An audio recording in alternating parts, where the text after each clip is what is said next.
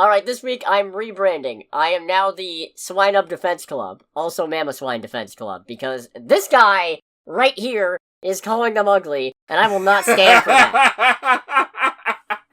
Let Togepi's the cutest. You basic bitch. I own my basicness very much. Welcome to Under the Bridge, everybody! Welcome to Under the Bridge. I'm Cody, aka the Scarlet Troll, pronouns he, him. And I am Greg, aka Greg, also pronouns he, him. And this is our podcast where we talk news of the pop culture variety. Sometimes comic news, sometimes gaming news, pretty much always movie news, and also pretty much always a movie review. So make sure to ring the like button, smash that bell, and share the video around if you're into that sort of thing, because it helps us out, and we appreciate it. We appreciate it indubitably. Yeah! And actually that Pokemon start wasn't out of nowhere, because I do have a little bit of Pokemon news, or at least, it's not entirely Pokemon news, but it's Pokemon adjacent, because mobile gaming firm Scopely has paid $3.5 billion to get Niantic's video game business, which includes Pokemon Go. Really? Yep. Sometimes I forget that Pokemon Go is still happening. Yeah. Honestly. I don't play it much myself, and I don't really keep up with mobile gaming because my phone is an absolute dinosaur and it... You really need a new phone. But it works! I know! I understand that. But the amount of issues you have with your phone's low memory would send me over the edge. Oh, don't get it twisted. It's driving me to madness faster than you can shake a stick at it. But the phone still technically works. That's fair. So I have a really hard time replacing it when it's like, it does its primary function. It doesn't do a lot of secondary functions that I kind of need it to do, but I don't know. Alright? I don't have to defend myself here. I'm not in court. There's a court case update in this. We'll get back to that. Oh boy. Yeah, no. So, Pokemon Go. I don't play it a lot. I can't even actually store it on my phone anymore. There's really not enough space for it. Dude. That's the limit of test. It's like, how bad is your phone? Bad enough to where I can't play Pokemon Go. I mean, I could theoretically... It's like how my desktop crashed while trying to install Team Fortress 2. Dang. I mean, I could theoretically put Pokemon Go on it, but I'd have to uninstall a couple of things, like my banking app. That's fair, I guess. But I like being able to see how much money I have at any given time. Or don't have at any given time. Oh. No, by all accounts, though, it sounds like this is a pretty grim prospect. Yeah. Aside from, people being acquired by other people, which is always fun to see, apparently Keep my joke to myself. You're right. Oh, that was... Oh, dear. It's like, as the black person, I'm gonna keep my commentary to myself. Oh. I apologize, that was not where I was going with that one. No, that was great. Oh, man. Well, I'm gonna go play in traffic. Bye, everybody! I now take over the podcast. For real. But no, apparently, Scopely does not have a good record managing stuff under their portfolio. Such as? Marvel Strike Force. Oh. Yeah, apparently that went right to shit as soon as they took it over. Nice. So, this might be some cause for concern, but you know what? Actually, Pokemon Go has become this really annoying thing where quite a few legendary shinies are gated behind it. What, like for the full games? Yeah, there are Pokemon that are shiny locked everywhere else, so you cannot acquire their shinies except when they have raid days in Pokemon Go. So do you have to link your Pokemon Go account with your Nintendo account? Yes. Ooh. And I have done that. So that's a way... Wow, that's... If it wasn't for the fact that probably encourages people to exercise, that's still super shitty even with that. Oh yeah, no, trust me, the game is an absolute sink. But, if that part dies, and they start releasing proper shinies the actual way... You know what? The way as God intended. Yeah, like God intended. And by God, I mean... You. I was gonna say Iwata. I feel like he's God. In this context, yeah. He made Pokemon Crystal what it is. Mm-hmm. Well, Gold and Silver. But no, if this signals the end of Pokemon Go and a return to not needing to play mobile games for certain things... Alright, break out the bagpipes! Amazing Grace! Who knows, maybe they'll be on a roll and make it so that you don't need 2 different season passes to get all the content. Oh, don't be ridiculous. That's here to stay now. That's just AAA gaming. You know, when that was announced and when that whole thing came out, there was a little part of my brain because that was around the time where I was starting to think about getting a Nintendo Switch. I'm like, should we give this another chance? And then I was like, no, No, I don't think I will. Yeah, there's something really terrible about the fact that to get all the Pokemon in a given generation, you would now have to pay, $60 for the games, which used to be $40, and haven't really stepped up that much in quality to justify the price hike. Yeah. And then you have to get $30 DLC, and also, theoretically, if you want to do this all by yourself, you need 2 separate games, both with the DLC, which means that actually you're spending $120 for games where that usually would have run you $80 for the same, and even then it was a scam, because I'm gonna get back on my soapbox here, there's no reason why 2 versions of Pokemon still exist anymore. Any other company tried that? Any other company has tried that? They get rightfully lambasted. Yes. They get absolutely fucking shredded. Yes. I don't know if it's soon enough for me to say that. I might leave it in anyway, just for emphasis. But Pokemon gets away with it because they were doing it back before we realized what a scummy move it is, and now they're grandfathered in. Well, I won't have it. Yeah, so you're boycotting ZA. Absolutely not. Okay. I mean, hey, as far as improvements to ZA, it doesn't have visible anti-aliasing in the trailer, so that's nice. Yeah, that's because of all the buildings. I don't know if you've improved my joke or made it worse. No, the draw distance is better because there's all the buildings in the way. Oh. Yeah. Okay, fair. You don't have to load everything in a 60-mile radius because you can't see it all.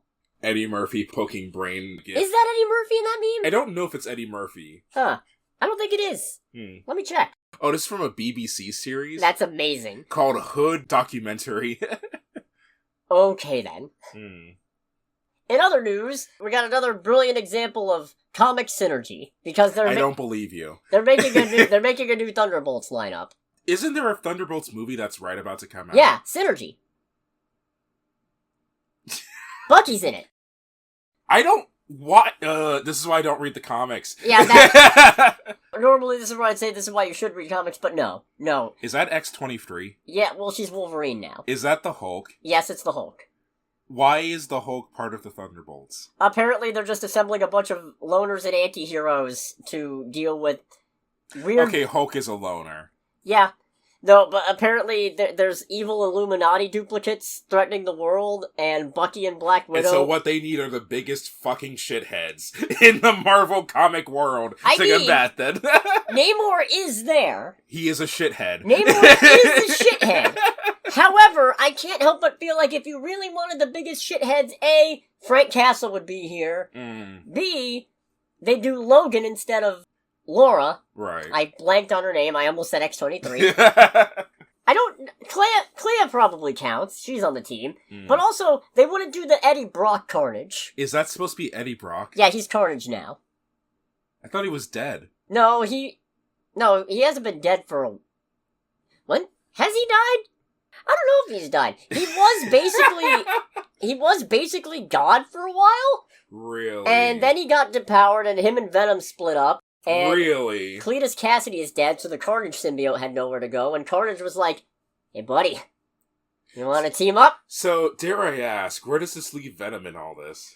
Somebody else is Venom now. They're doing one of those stupid mystery box things where they're like, it could be any of these 4 people. It could be you. It could be me. It could even be... Bang!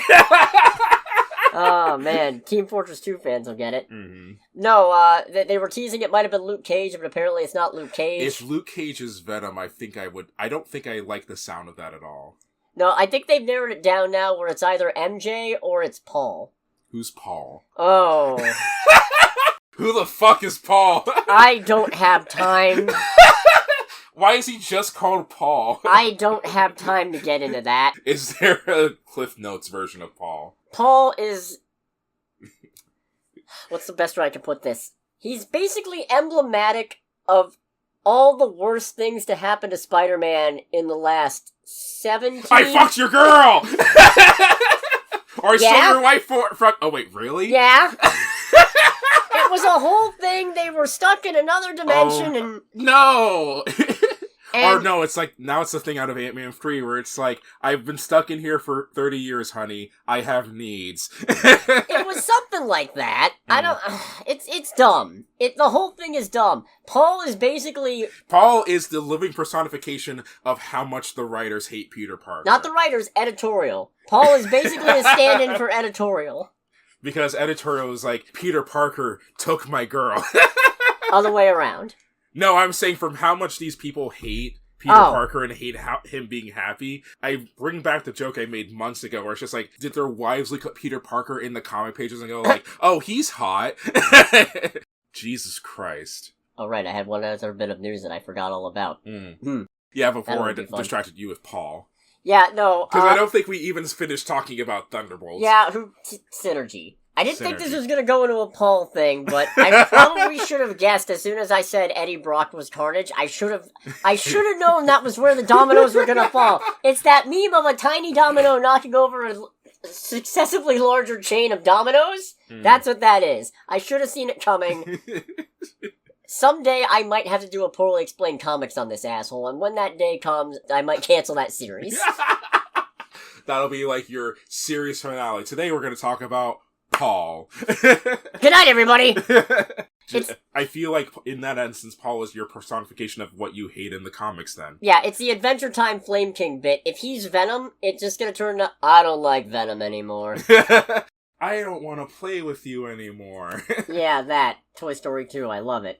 So the little bit of news that I forgot about, apparently Sadie Sink, who I'm pretty sure I know from more things than Stranger Things, but for the life of me I can't name anything else, she's apparently been cast in the 4th Spider-Man movie, which is still being worked on. Really? Yeah, and there's been speculation about who she is. Some people have said Jean Grey, some people have said Firestar, a couple people have said Gwen Stacy, which would be really funny. Oh, that would... I could see it. Apparently there's also rumblings because Gwen Stacy and MJ in any of the Spider-Man movies have never been in the... No, they have been in the same continuity. Nope. Wasn't there... Oh, wait, yeah, there was a Gwen Stacy in Spider-Man 3. I forgot because she didn't die. That was Bryce Dallas Howard. Oh, yeah. Yeah, wow. How the time flies. Yeah. No, you're right. I know they were both together in one of them. I just can't remember which one it was. Yep, I mean, that she could have been literally anybody. Just like how Venom can be literally anybody right now. Apparently. Apparently there's also a rumor going around, and I hate to engage in this, that she might actually be Mary Jane Watson, but a multiversal variant. No, God almighty. Yeah, I know, right? Right? Listen. Marvel, Sony, if you're listening, don't! Yes. Don't! We can go one Spider-Man movie without the fucking multiverse, please! I don't want another one! I just want to see Spider-Man fight fucking Big Wheel, alright? Who the fuck is Big Wheel? Exactly! I just want to see Spider-Man slug it out with some obscure villain we haven't seen before. Let him fight Swarm! He's a Nazi made of bees! Come on, that'll be fun! So that's exciting. I look forward to Spider-Man 4. Hopefully. If it's another goddamn multiverse movie. The worst part is Free kind of really kickstarted it, if anything. I can't even really get that mad at them for it, because for as much as people complain about the multiverse saga, the multiverse movies are the ones that make all the fucking money. That's wild. Case in point, Deadpool and Wolverine. One of the best things they've done since Spider-Man No Way Home. Right. Fuck! At which point Ryan Reynolds just pops up from the corner and it's like, that's right, I'm Marvel Jesus. They really shit the bed calling it the Multiverse Saga so early in, I think. It really set fandom expectations that, like, everything's supposed to be about the multiverse, and if it's not immediately about that, the general public is like, oh. Yeah, it's like, alright, we need something to top the Infinity Stone. I don't think we can do multiverse. Wait. Anyways, I'm bringing this back. This is a minor update, but I'm bringing it back. I'm just doing this bit because I want to bring this segment back. Oh, no. Don't be a creep. Sorry. I love it. Don't worry, I'm inserting that anyways. I just felt like playing it because I like it. Is it Diddy news? No. Damn it. It's more news on the Justin Baldoni, Blake Lively lawsuit. Oh, the one... Wait, is this the one where he's like, he inserted himself as Nice Pool? He claims that they inserted him as Nice Pool. Okay, and it turns out that they did. We don't know that. Okay, fair. Hasn't been confirmed. In fact, we might not necessarily get confirmation, because on Thursday, a federal judge granted Blake Lively's request to limit the disclosure of certain sensitive information. Which means certain bits of this case will be for attorneys only. But you know what? Fine. Valid. Yes. We don't need to know all this shit. We don't need to know every little minute detail of what's going on in this. Theoretically speaking, I guess we don't even necessarily need to know how it goes, except it'll come out, probably. Yeah, it'll come out, and also it's important to know if somebody's a creep. Yes. Don't be a creep, kids. Don't be a creep. Don't be a creep, adults. Yes. Frankly. But, yeah, no, so certain discovery material has been limited to attorney's eyes only, which includes trade secrets such as business and marketing plans and ideas for upcoming creative projects. Which means, in theory, I think whether or not Nice Pool was based on Justin Baldoni is still up for grabs, because that's not I don't think that qualifies as a trade secret. Yeah. And since he's dead, I don't think it qualifies as an upcoming business plan. Wait, oh, that's right, Nice Pool is dead. Nice Pool is dead. Yes. Yeah, no. So I don't see him getting a spin-off, for example.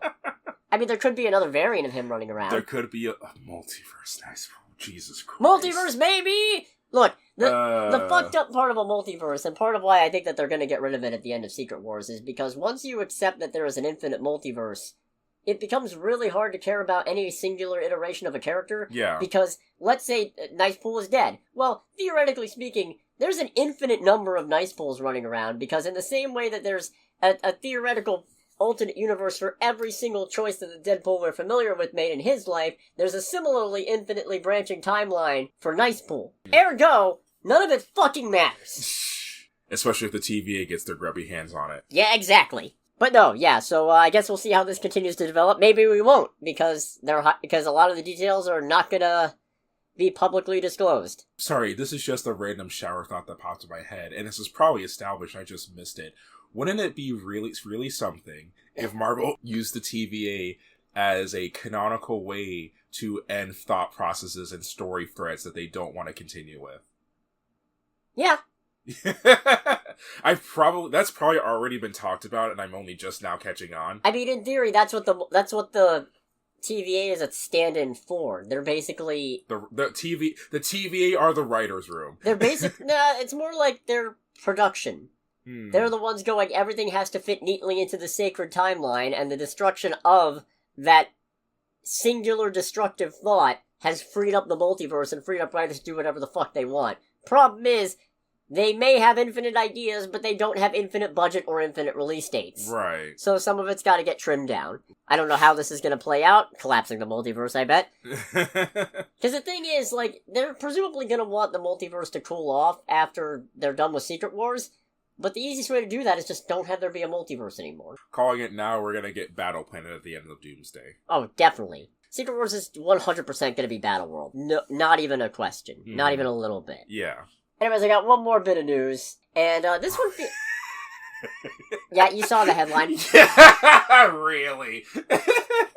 Yeah, Neil Blomkamp is attached to direct a new adaptation of Starship Troopers. Why? Yeah, especially because apparently this is not going to be a remake of the original movie, but a more direct adaptation of the novel. Which is a terrible fucking idea. I never even read the original book, so I have no frame of reference. Let me put it this way.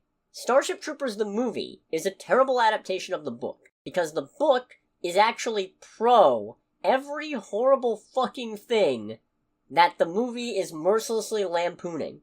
Really? Yeah, no. Starship Troopers, the novel, plays every bit of that jingoistic crusade against the bug aliens for stupid reasons, demanding everybody be willing to die pointless death for their country, completely seriously. The adaptation is good because it is a brutal evisceration and mockery of that concept. And right now, not to put too fine a point on it, I'm really not looking forward to a direct adaptation of the book that tries to put that stuff on a pedestal. Yeah, no! Frankly, who wrote this again? Robert A. Heinlein? Fuck him! Fuck that book! That sounds painful. Metaphorically! There we go. Metaphorically? Metaphorically. That's a word now. That's a word now. Put it into the lexicon. Put it in the montage. So that's grim. That's a little grim. I mean, there's a lot of grim... Where's Billy and Mandy? Man, this is what 5 hours of sleep does to a person. They've probably been put in HBO Max jail so they don't have to pay residuals to the writers. True. You don't have to pay the writers if nobody's watching it, and people can't watch it if they can't find it. Paywalls. A lot of Looney Tunes stuff is going through that right now. It's not even paywalls. It's literally removing things from the streaming service just so people can't watch it so they don't have to pay the writers' residuals. That is insane. Right? Welcome to the age of streaming! It's a dystopia! Welcome to the age of streaming. How tough are you? How tough am I? How tough am I? I wrote off Batgirl. Just cut to everybody kicking him. Without any milk. Oh, this monster!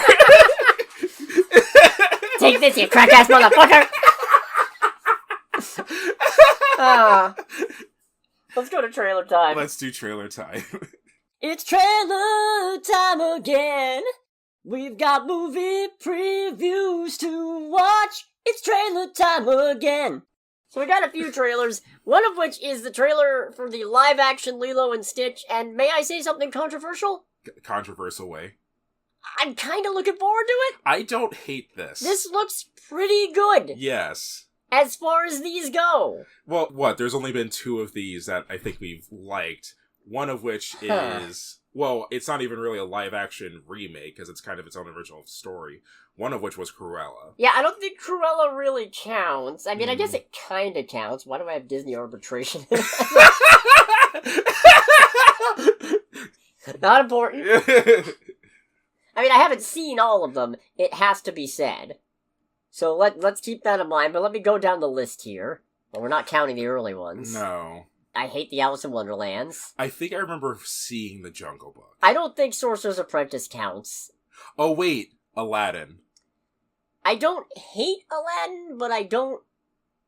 I feel like Aladdin's not a good movie, but it's at least fun. I think it'd be a stretch to say that I really liked Aladdin. Mm-hmm. I like The Jungle Book. Mm-hmm. So that's 1. If we're counting Christopher Robin, I feel like Christopher Robin kind of falls in the same thing as Cruella, where it's not technically a remake so much as it's an alternative take on an established story. It's adjacent, but you know what? If we're counting that, I like that. Still watch The Lion King. I did watch Lady and the Tramp. I don't remember it because I watched it on Disney Plus Day, and it was my day off, and I was pretty drunk. All right. Yeah, no, that was a lot of fun. We didn't see Mulan for obvious reasons. True. Or at least I have. I liked Cruella. Wait, Pinocchio already came out? Yeah, no, that was straight to Disney Plus. Oh, I thought that was still in production. No. And then Little Mermaid, which I liked about as much as I liked the original. So recently I learned more about the original 1812 Little Mermaid fairy tale. Holy fuck, it's fucked up. Most of them are. 100%. No, okay, so I've liked a few of these. I think this might be the first one where I don't want to say I'm excited because of what it is, ultimately. Because of what it is, and I can't shake the inherent cynicism of just fucking re-release the old one. Why spend millions of dollars redoing this movie when the best way to redo this movie is to not change too much of it? Right. So, but I like the bit where Stitch throws the CD. At the BMW. And it spins out of control. I honestly thought that person died. They might have died! Just the way that it kind of veers off, just like, oh, did you just kill that person in a Disney movie? The actress playing Lilo feels a little inconsistent, but when she's on point... Oh, she's on perfect. Point. Yeah. Perfect. This looks funny. Mm. And you know what? Stitch's design. Yeah. Pretty good. Stitch's design is actually pretty faithful. And I mean, for live action, he's not exactly cute, but Stitch isn't supposed to be cute. He's supposed to be a horrible little gremlin. That's why we like him. But he's not ugly Sonic. Yeah, it's not ugly Sonic. He looks intentionally a little off-putting. Yeah. And that's what makes him cute. The fact that he's not cute. Yes. He's a hideous little chicken bandit. Man, the fact that they have Cobra Bubbles in this. Well, yeah, of course they'd have Cobra Bubbles. It's the thing of, when I was watching the trailer, there was a certain portion that was like, alright, so we're not going to have Cobra Bubbles. Or, oh, nope, he's right there. There he is. We got the guy who drops the ice cream. That's really important. Yes. That's a good callback. Critical, actually. That's a critical callback. If he wasn't in this movie, the whole thing would be a failure, frankly. Right. But, yeah, no, I think this might be the most you're looking forward to. Not excited. Yeah, no, this might be the most optimistic I've been about a live-action Disney movie. Any of these. Yeah. That's a weird feeling. Maybe I'm just feeling charitable because we also got a trailer for Sneaks, which What? So on one hand, this is another thing of like, I am enjoying immensely how much more attention and accolades and opportunities that DJ Mustard is getting. Apparently he's just Mustard now. Well, I know he's just Mustard, but I feel compelled to call him DJ Mustard just so that it's extremely clear. Stop dead naming him. Shut the fuck up. It's like, yeah, so Mustard is making movies. What, are you talking about, like, Dijon, Honey, Heinz, what? The Mustard formerly known as DJ. There you go. I'm enjoying that this man is getting a lot more recognition and getting into more things. But this is won the Morbid Curiosity nomination for this spring of movies. I'm not gonna lie, that one shoe that I think is Martin Lawrence, I thought it was ludicrous for a bit. Oh, that would have been funny. I thought it was ludicrous, and I was flabbergasted, because I saw this trailer in theaters in front of the movie I saw this weekend. Nice. And I was just horrified. Because I was just... Oh my god, you can't see the face I'm making, but it is bleak. I liked how it said this spring. It's like, it is spring. Or it pretty much is spring. Yeah, I mean, look, this might be a controversial opinion, but I'm of the opinion that the seasons are as such. Spring is March, April, May. Summer is June, July, August. September is... September is September. September is September. Fall is September, October, November, and then winter is December, January, February. I know that's not quite how it cuts down the line. Yeah. That's how I interpret it. It makes sense to me.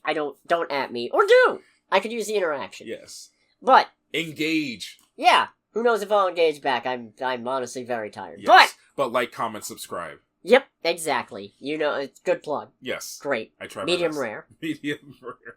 I'm gonna replace well done with that in my vocabulary. I mean, anyone who gets their meat well done is a psychopath. They are. Yes. Anyways, Sneaks looks... bad.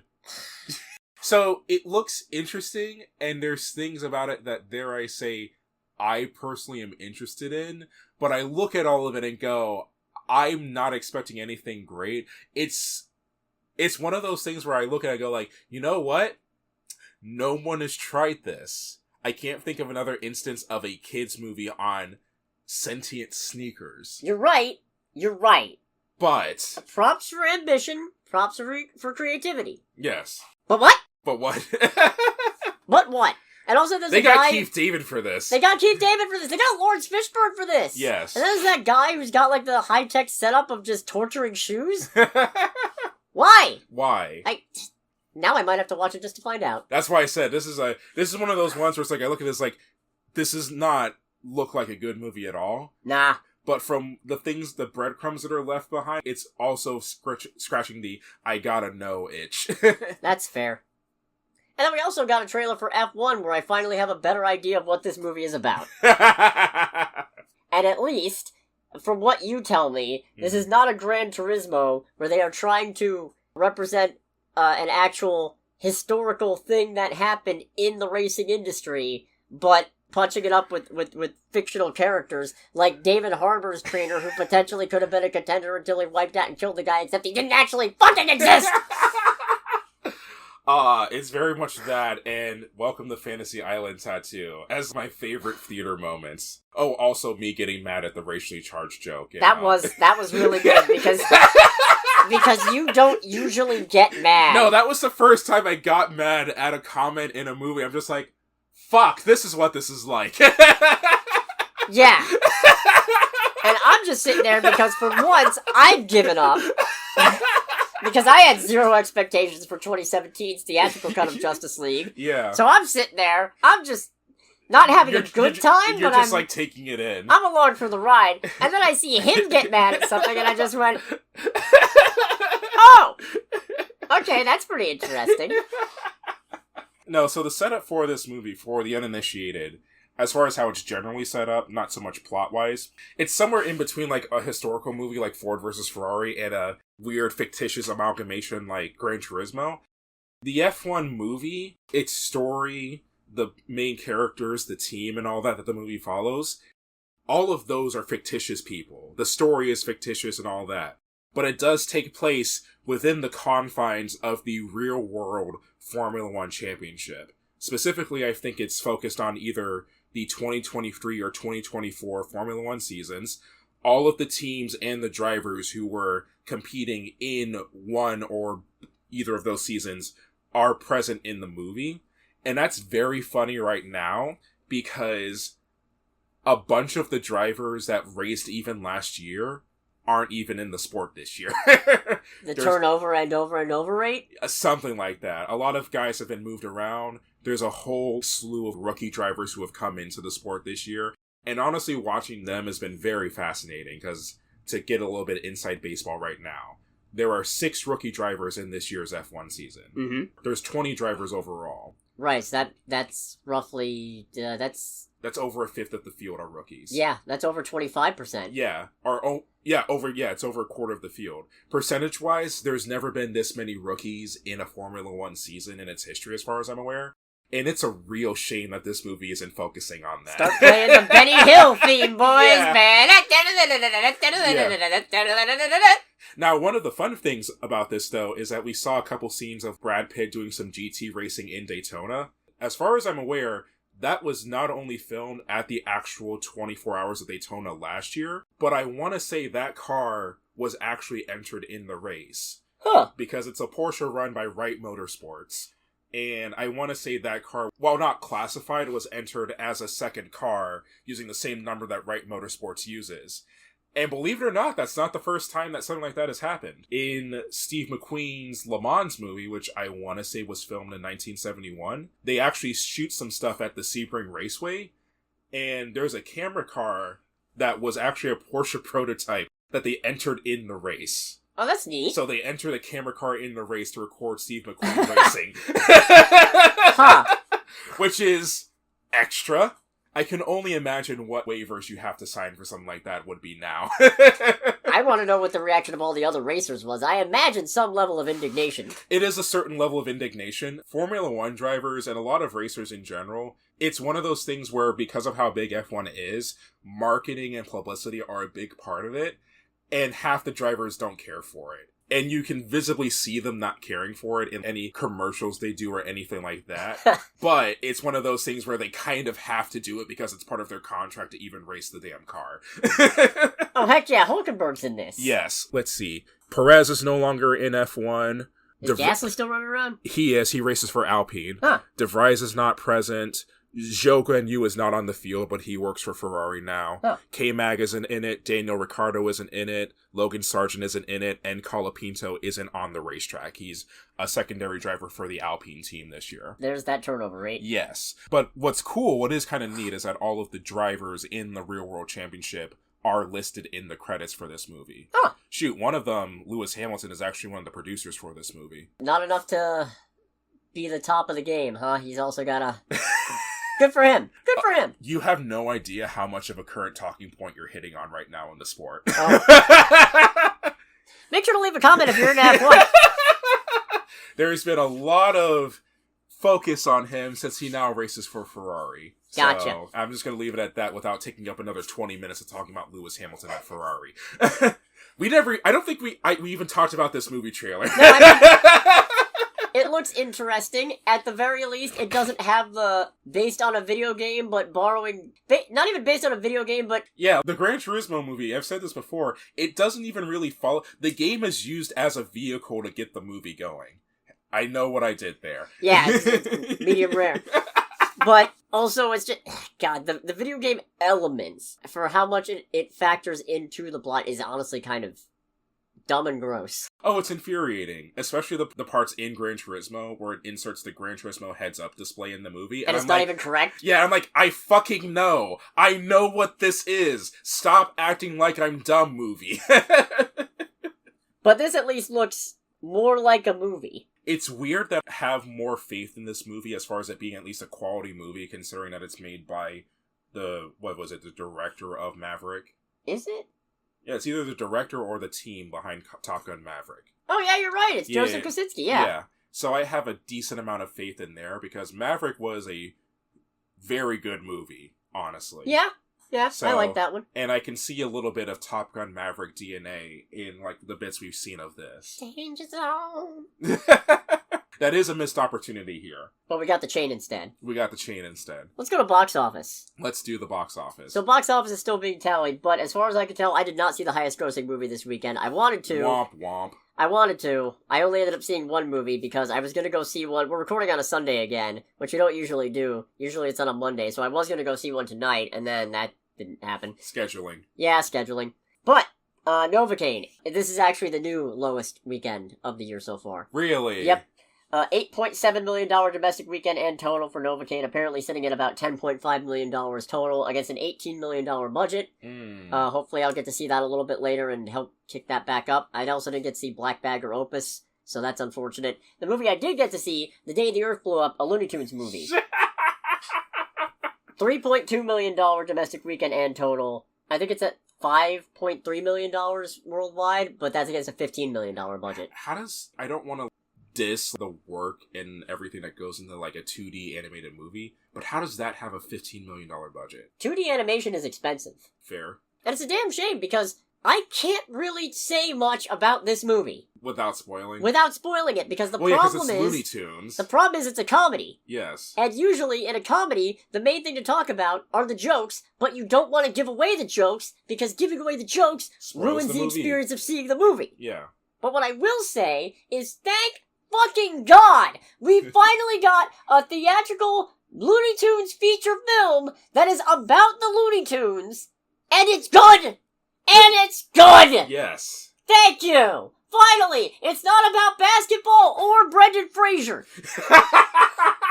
Don't get me wrong, I like Brendan Fraser, but I also like my Looney Tunes movies to be about the fucking Looney Tunes, and the fact that the Looney Tunes have been around for so ding-dong long and they've had 4 theatrical releases, and only one of them is unambiguously a Looney Tunes movie, drives me insane! There's only been 4 movies? The 2 Space Jams, Back in Action, and this! Oh, that's disappointing. Right? Because for an IP that's been around since, what, the 60s? I mean, there's been plenty of films, but a lot of them are compilation ones that don't really get released in theaters, because it's just... Which also don't count. Yeah, no. I mean, theoretically, if it got a theatrical release, you could count it. I don't think I would, but you could, I guess. I think that, yeah. No, I was really disappointed, too, because I was looking it up, and I was like, I gotta be wrong. There's gotta be some, like, secret, obscure Looney Tunes thing that's been buried, right? Oh, no! Before this, it was just the 2 Space Jams and Back in Action. Nice. And Back in Action isn't bad. It's not great. But it's not bad. It's better than the Space Jams. I will die on that hill. I mean, neither Space Jam is a good movie, but I like Space Jam 1 significantly more than Space Jam 2. I have no preference. Okay. Oh, no, I do. I 100% do. That's a lie. I have a slight preference for the original Space Jam because it's still a soulless cash grab, but it's not as soulless as Space Jam: A New Legacy, which is just... Oh god, I'm remembering... I'm suddenly flashing back to all the cameos. You can't see it, but I'm looking at his face, and it's like he's having war flashbacks right now. Notorious P.I.G. Granny in the Matrix. Michael B. Jordan. I like that joke. I want to like that joke. Out of all the jokes in Space Jam: A New Legacy, I like that joke, I like the Rick and Morty cameo, and I like Wile E. Coyote and Mad Max. I wanted to like the Michael B. Jordan joke so bad, but by the time that came in, I was not only done with the movie, I already knew that's where they were going to go with it. Because, like, they don't have the money to get Michael Jordan in this. I think for me, it was a thing of I knew the joke was coming, and in the sea of just... awfulness. In the sea of cynical corporate greed in this movie...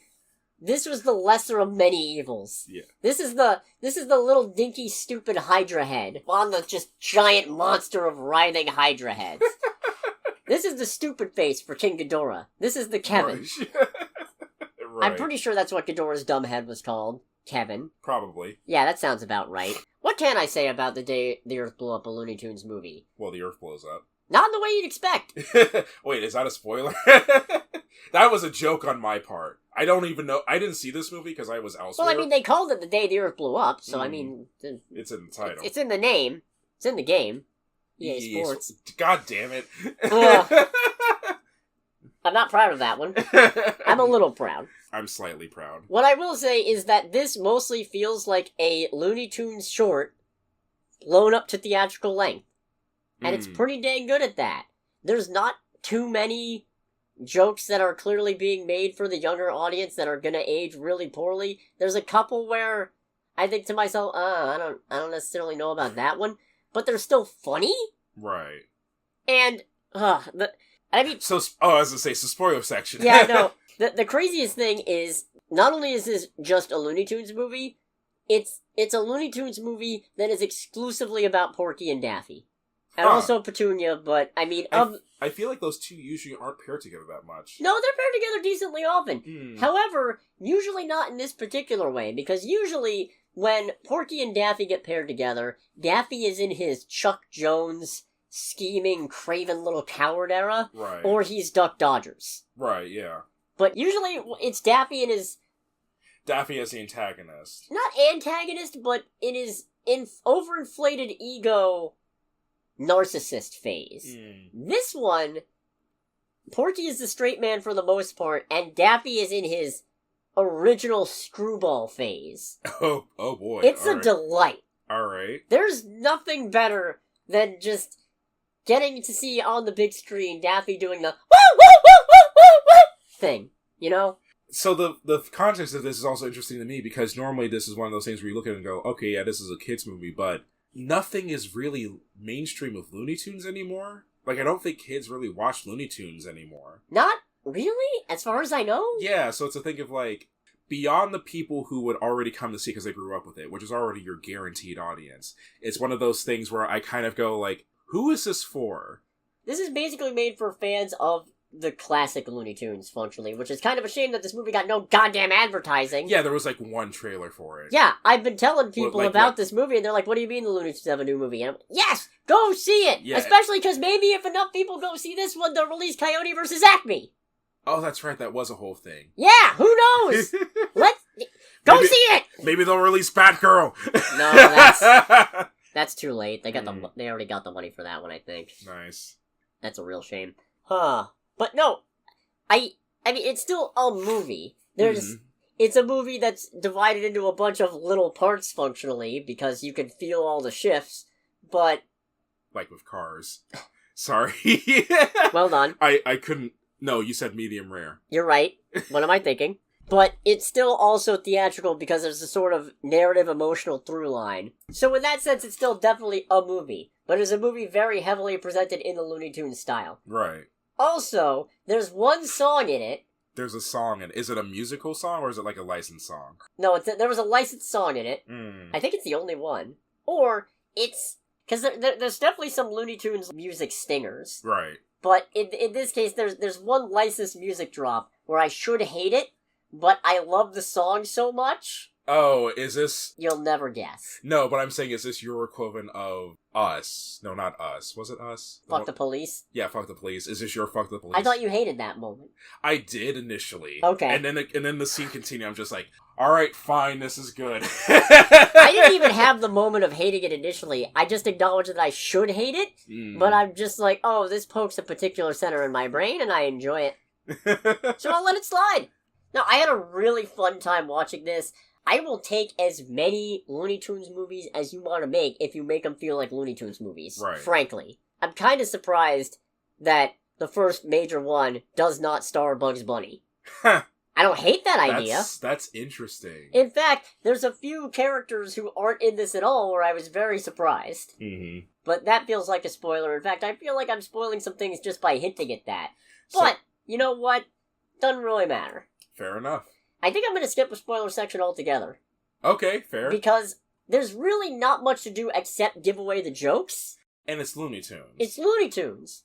Like, also, you're there for those. This movie's really good at callbacks. There are jokes that they set up right at the start, that then 2/3 of the way through the movie, I just go, oh, fuck, that's right. They spelled this out for me and they still got me. You son of a gun. Alright, great, cool. Well done. Well done to your writers. Medium rare.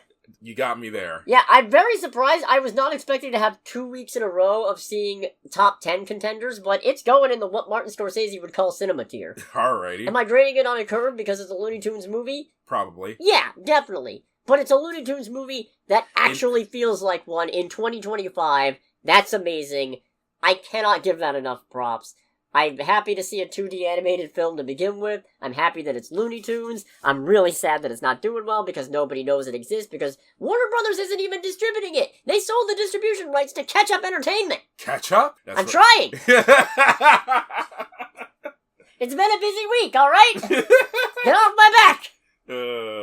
But no, I'd say you 100% should go see this movie. It's fun. Bring the family. Fun for the whole family. Fun for the whole family. There's a couple of social media jokes in there. The kids will love it. Or maybe they won't. Who knows? Yeah, I was gonna say, the kids look at their parents and are like, wait, why are mommy and daddy laughing at this? Yeah. This one's for us. Mm-hmm. This one's for us. That's why. So I think that about wraps that up.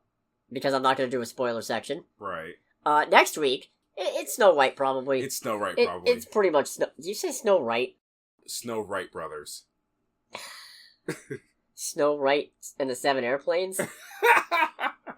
Huh, that'd be a whole thing.